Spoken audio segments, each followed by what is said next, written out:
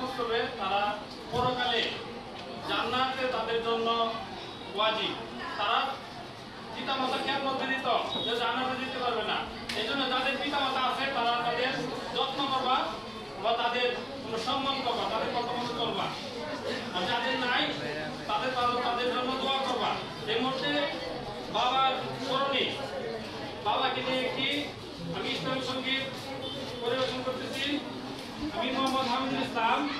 আমার পরিচয়, আমি কিছু গ্রামের আমি তোমাদের সাথে যারা আমাদের কাছে আছে বা অনেকে আছে আমাদের কিছু গ্রামের বাইরে, তারা হয়তো আমাকে চিনবে না, কিন্তু যারা আমার কিছু গ্রামের তারা আমার সম্পর্কে আমি তাদের সাথে কাজ করতেছি। আমি তাদের শিক্ষার জন্য তাদের জেন্ডার বিষয়ক কত